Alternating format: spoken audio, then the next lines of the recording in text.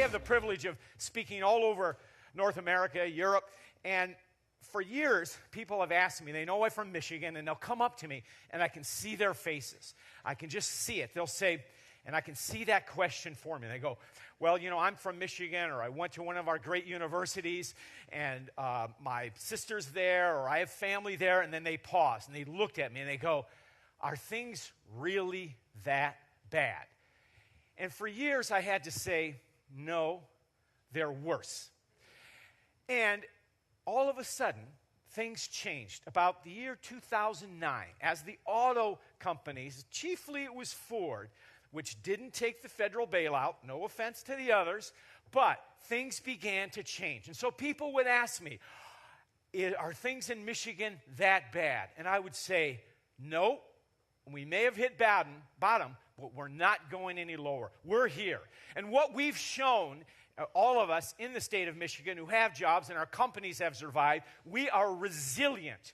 We are also purposeful people. You heard that from Mayor Booker. A theme of what he talked about and what I'm going to talk about today is the power of purpose. Think about it. The Habitat for Humanity.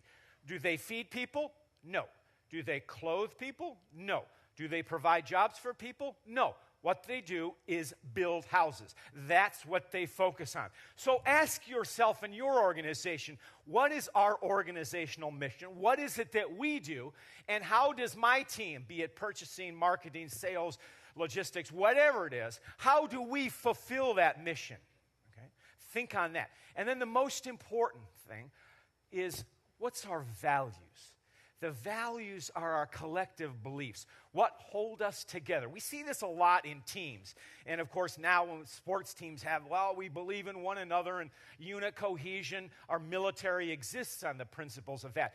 But I've worked in a lot of organizations that have printed value statements. And I'm sure some of the organizations out there, you all have, many of you have this kind of stuff.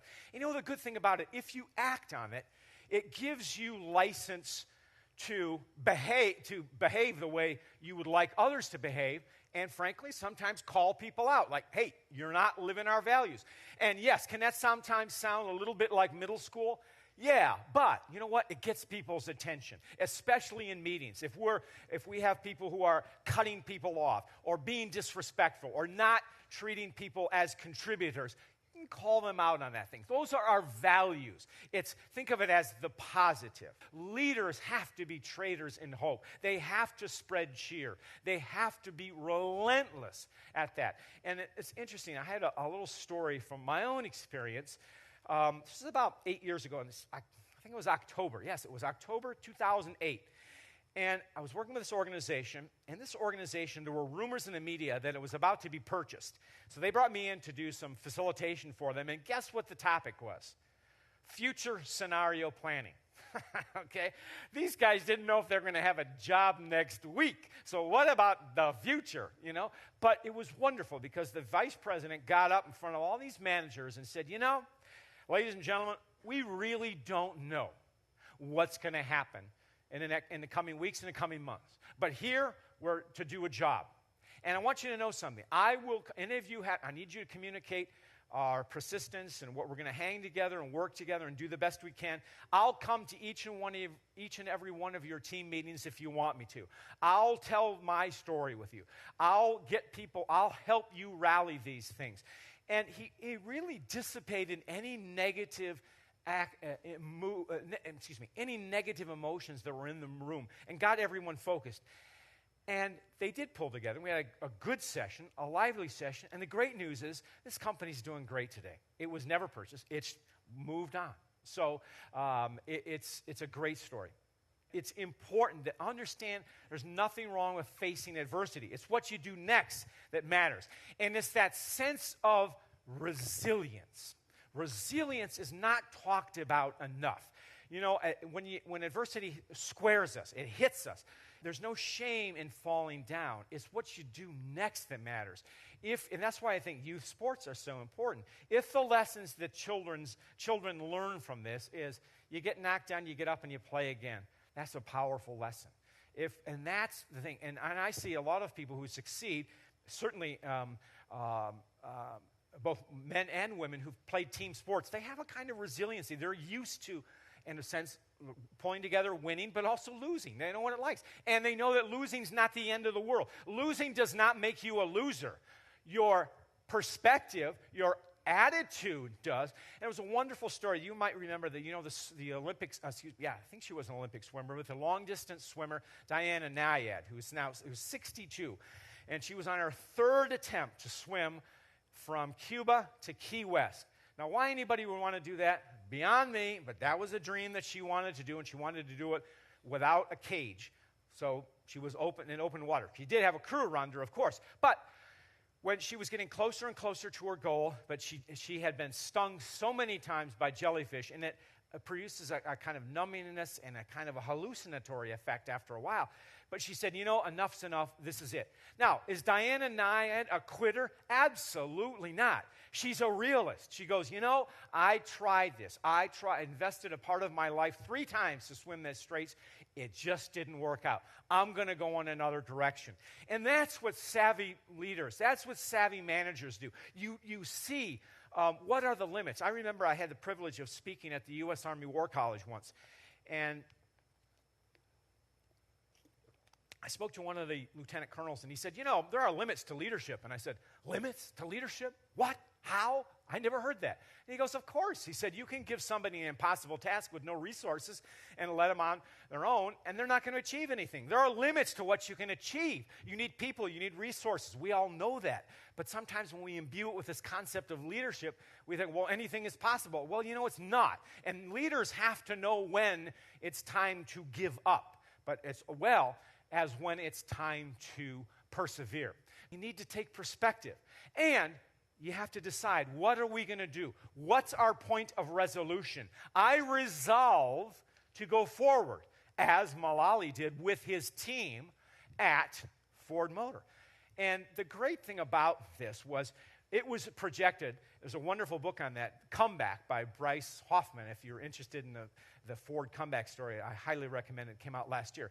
And the great thing about it, all the journalists and financial analysts said, well, he's going to come in there, he's going to torch the place and get rid of everybody. Well, actually, that's exactly the opposite of what he did. And a few people left, of course, because they didn't buy into his scheme, but that's fine. But here's the great thing. He has this attitude, and many other managers do too. Sometimes you are held back. You may have a lousy manager, or you may have a manager who doesn't appreciate your collective talents, or you may be holding yourself back. You may be letting what interferes with you hold you back from achieving something. Mullally, as the new kid on the block, wasn't encumbered by that kind of perspective, and he tried to give new kids a chance. People who have been passed over or shunted off to pasture, a chance. You want to make something happen? Now's your chance, okay? And most of those times, people did. So think on this. Are there people on your team that you're overlooking, that you thought, I don't know if they have it, but actually, have you given them a fair chance? Have they tried to raise ideas with you in the past and you've shunted them aside? Have you categorized them as non-achievers or low performers? And maybe they are. I'm not saying. But think again on this. Are there people in my team that I'm not taking the best advantage of their talents and their skills? And maybe they have skills that would contribute in another area. And maybe they would be happier working there, and I'll take someone from another team. So think on that. How can I use my people? It's a part of being that resolution. It's dealing with adversity. It's being a resilient organization. Organizations don't succeed by just win-win strategies. Yes, we see some startups that launch up, but those that are not resilient crash and burn. Those that stand the test of time have a cadre of good, smart, intelligent people, resilient people who know how to deal with adversity.